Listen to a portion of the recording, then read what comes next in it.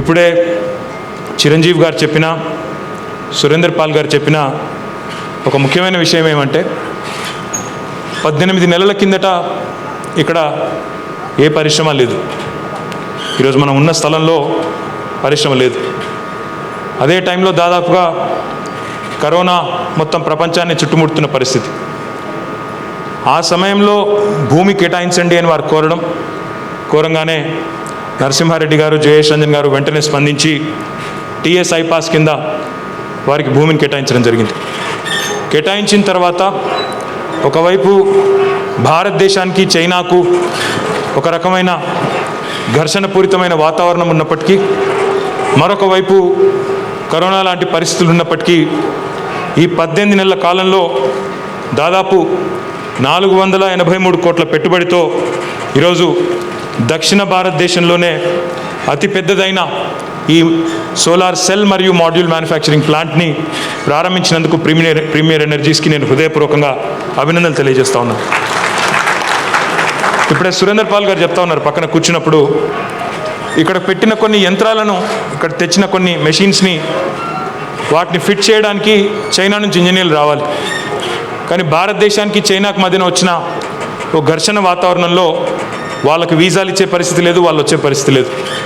ఇక్కడ మన పిల్లలే ఈ ప్రాంతానికి, ఈ రాష్ట్రానికి, ఈ దేశానికి సంబంధించిన ఇంజనీర్లు, ప్రీమియర్ కంపెనీకి సంబంధించిన ఇంజనీర్లు వారు రాకపోయినా వారికి రాని విద్యను కూడా నేర్చుకొని అహోరాత్రులు కష్టపడి ఒక రికార్డ్ సమయంలో ఈ కార్యక్రమాన్ని పూర్తి చేయడం జరిగింది.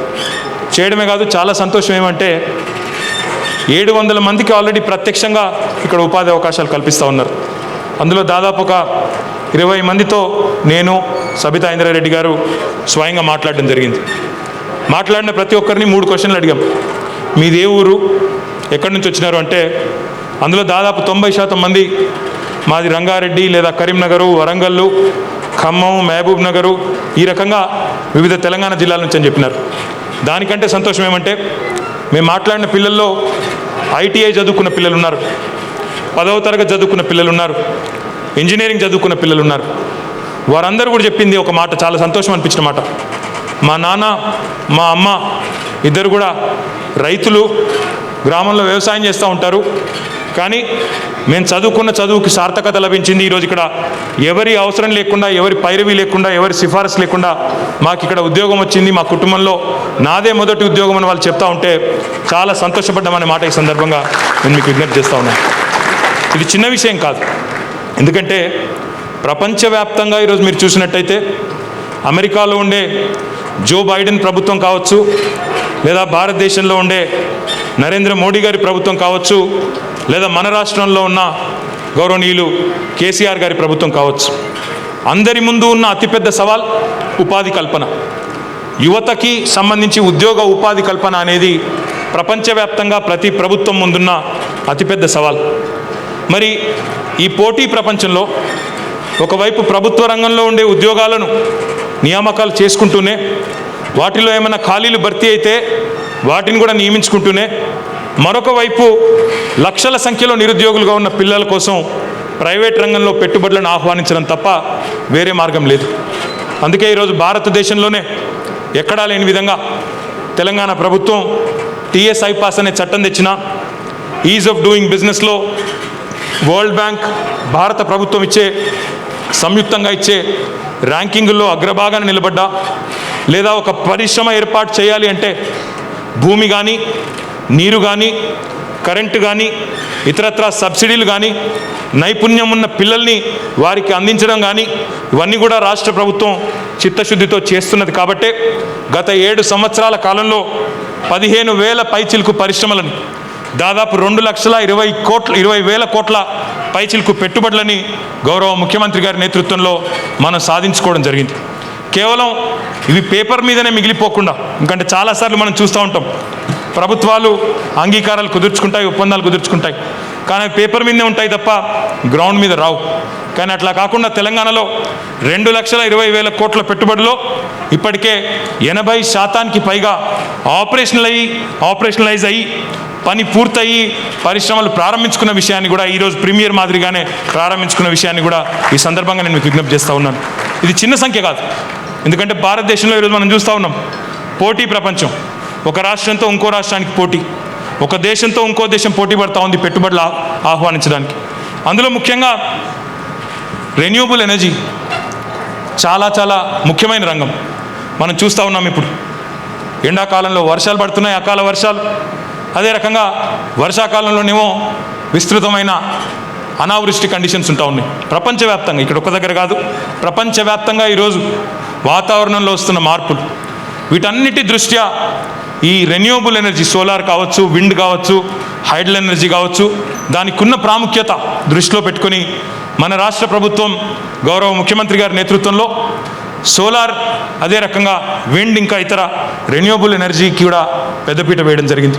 అందులో భాగంగా సంతోషం ఏమంటే, మీ అందరికీ తెలుసు, కేసీఆర్ గారి ప్రభుత్వం వచ్చిన తర్వాత కేవలం 6 నెలల కాలంలోనే 60 ఏళ్ళుగా మనం పట్టిపీడించిన కరెంటు సమస్య మాయమైంది.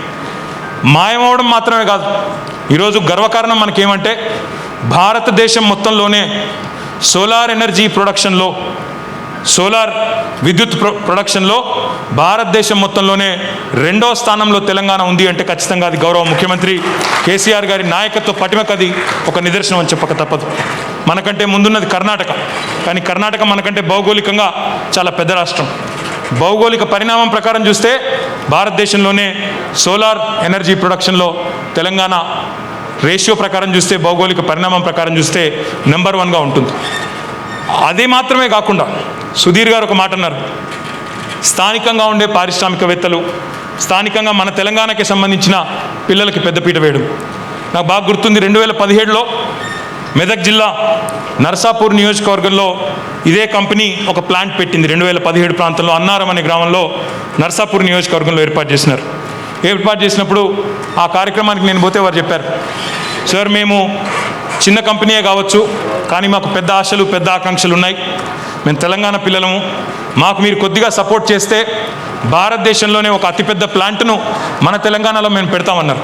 ఎట్లా పెడతారని అడిగితే, మాకు ఇరీడా సపోర్ట్ ఉంది, ఇంకా ఇతర సంస్థలు కూడా మాకు సపోర్ట్ చేస్తూ ఉన్నాయి, మీరు అవకాశం ఇవ్వండి, భూమి ఇవ్వండి, ఇతర కొన్ని సబ్సిడీలు ఇవ్వండి అని అడిగినారు. అడిగితే ఈరోజు 483 కోట్ల రూపాయలతో ఈ ప్లాంట్ పెట్టడమే కాకుండా, ఇప్పుడే వారు నాకు చెప్పారు, నేను అధికారికంగా అనౌన్స్ చేస్తూ ఉన్నాను, మరొక 1200 కోట్ల రూపాయలు పెట్టి మరొక 2000 మందికి ఎంప్లాయ్మెంట్ క్రియేట్ చేస్తూ ఈ కంపెనీని విస్తరించబోతూ ఉన్నారు. అంటే ప్రస్తుతం 700 మంది పనిచేస్తున్న ఈ ప్లాంట్లో మరొక 2000 మందికి ఇక్కడ ఉపాధి అవకాశాలు రాబోతూ ఉన్నాయి. నా విజ్ఞప్తి చిరంజీవి గారితో, I request Chiranjeevi ji, Sudhir and Surender Pal ji to ensure that majority of this, just like how you have done in the first phase, majority of this employment should go to the local youth, because the government is very committed to ensuring that you get additional incentives if you actually provide employment to the locals. మా TSIIC MD Narasimha Reddy గారు ఇప్పుడే చెప్పారు నాకు, August 5వ తారీఖున గౌరవ మంత్రివర్యులు శ్రీమతి సబితా ఇంద్రారెడ్డి గారి చేతుల మీదుగా ఇక్కడ ఒక స్కిల్ డెవలప్మెంట్ సెంటర్ కూడా ప్రారంభించుకోబోతూ ఉన్నాం. అందులో భాగంగా తప్పకుండా స్థానికంగా ఉండే యువత, మీ మహేశ్వరం నియోజకవర్గం కానీ, తుక్కుగూడ ప్రాంతం కానీ, ఈ ప్రాంతంలోని రావిరాల ప్రాంతం కానీ, లేదా జన్నాయిగూడ ప్రాంతం కానీ, ఈ ప్రాంతంలోని పిల్లలు ఎవరైతే ఉన్నారో, ITI చదివిన పిల్లలు కానీ, డిగ్రీ చదువుకున్న పిల్లలు కానీ, బీటెక్ చదువుకున్న పిల్లలు కానీ మీరు ముందుకు రండి. వారికి ఏ రకమైన నైపుణ్యం కావాలో ఆ రకంగా శిక్షణ ఇచ్చి ఇక్కడ ఎంప్లాయ్మెంట్ క్రియేట్ చేసే బాధ్యత ప్రభుత్వం తీసుకుంటుంది అనే మాట కూడా ఈ సందర్భంగా నేను మీకు విజ్ఞప్తి చేస్తూ ఉన్నాను. మీరు ముందుకు వస్తే, ఎందుకంటే రంగారెడ్డి జిల్లా అంటే అందరూ ఏమనుకుంటారంటే ఇది రియల్ ఎస్టేట్ జిల్లా, అందరూ రియల్ ఎస్టేట్లోనే చాలా బిజీగా ఉన్నారనుకుంటారు. మరి చదువుకున్న పిల్లలు ఎవరైతే ముందుకు కనుక వస్తే వారికి తప్పకుండా నైపుణ్య శిక్షణ ఇచ్చి వారికి మంచి ఉద్యోగాన్ని కల్పించే బాధ్యత మాది. నాకు ఇప్పుడే చైర్మన్ గారు ఇంకో మాట కూడా చెప్పారు, ఈరోజు మనం ఇక్కడ తయారు చేస్తున్న ఈ సోలార్ మాడ్యూల్స్ కానీ, సోలార్ సెల్స్ కానీ ఏవైతే ఉన్నాయో, వీటిని వారు దీంతో సంతృప్తి పడకుండా చాలా అత్యాధునికమైన వరల్డ్ క్లాస్ ఫెసిలిటీని వారు ఇక్కడ ఏర్పాటు చేశారు. కానీ దాంతో సంతృప్తి చెందకుండా they have set a very ambitious goal for themselves. In fact Surender Pal ji was telling me the plans are to actually go to 4 gigawatt capacity in terms of modules and cells by 2023. అంటే ఇంకో 2-2.5 ఏళ్ల కాలంలో భారతదేశంలోనే ఒక అతిపెద్ద ప్లాంట్ని ఇక్కడ ఏర్పాటు చేయాలనే సంకల్పంతో వారు ముందుకు పోతున్నారు. తప్పకుండా వారికి అన్ని రకాలుగా రాష్ట్ర ప్రభుత్వం నుంచి మా సహకారం ఉంటుందని తెలియజేస్తూ, ఎందుకంటే మన రాష్ట్రానికి సంబంధించిన పిల్లలు పారిశ్రామికవేత్తలుగా దేశానికి ఆదర్శంగా తయారవుతుంటే అంతకు మించి మనకు కావాల్సింది ఏమీ లేదు. కాబట్టి తప్పకుండా వారు ఏదైతే చెప్పారో దానికి పూర్తి స్థాయి సహకారం రాష్ట్ర ప్రభుత్వం నుంచి ఉంటుందని చెప్పి కూడా తెలియజేస్తూ और जो भी आपके भाई बंधु आज दिल्ली से और बाकी जगह से आए, चिरंजीव जी हम उनका हार्दिक स्वागत करते हैं और मैं उम्मीद करता हूं कि डॉक्टर साहब जो दिल्ली से खास आए वो ना सिर्फ यहाँ पे देखने के लिए आज आए बल्कि आगे जाके उनके दोस्त को भी लाएंगे और इन्वेस्टमेंट भी लाएंगे और अच्छे अच्छे फैक्ट्री भी यहाँ खड़ा करेंगे. उम्मीद करता हूँ Chiranjeev, I hope and pray that you and Sudhir grow together, grow more prosperous, create more employment for the locals here and continue to grow and continue to push us to do more for you. My compliments, congratulations to the Honorable Chairman who had the foresight and vision back in 1995 when not many people knew about solar.